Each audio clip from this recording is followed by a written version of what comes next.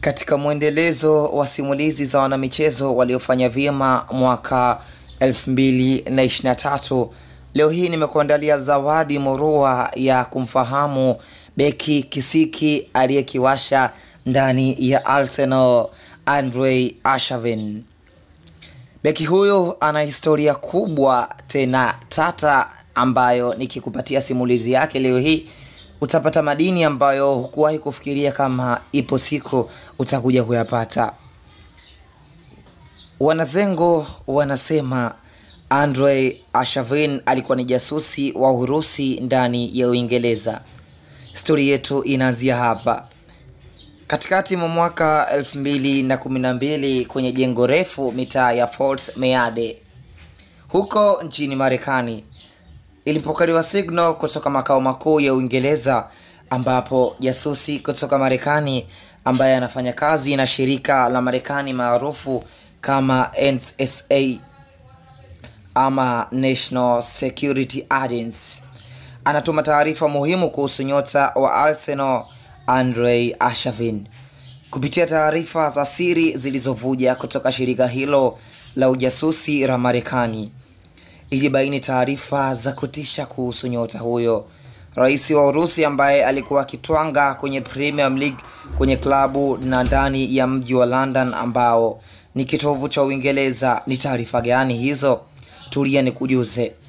Turudi nyuma mpaka mwanzoni mwa miaka ya 2000 kwenye mji wa St. Petersburg huko Ulaya Mashariki, ilipo nchi ya kiujamaa ya Urusi, ambapo ndipo ilipo ikulu ya Kremlin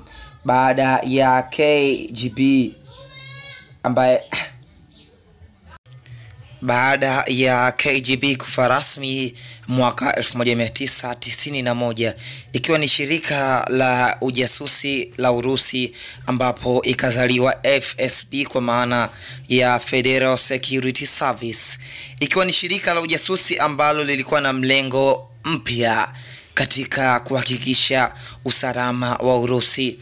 Kuna mwanaume alikuwa anaitwa Sergei Lachaminov.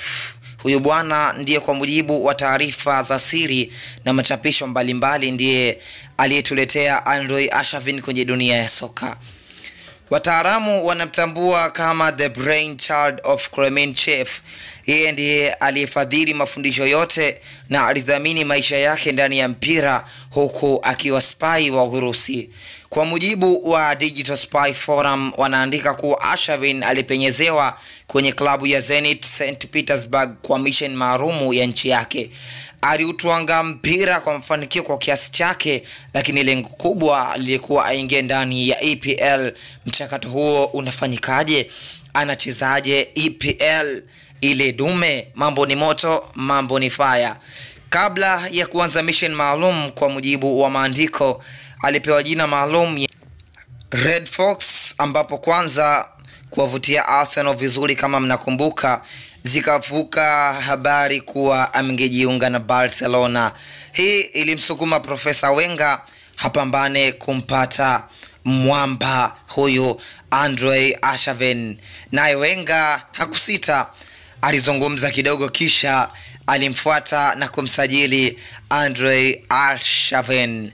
Mwendelezo wa simulizi ya ujasusi wa Andre Arshavin utaendelea, lakini leo hii nikupe kidogo simulizi hii ambayo ilikuwa ni tamu na ya kuhuzunisha kwa kweli kweli.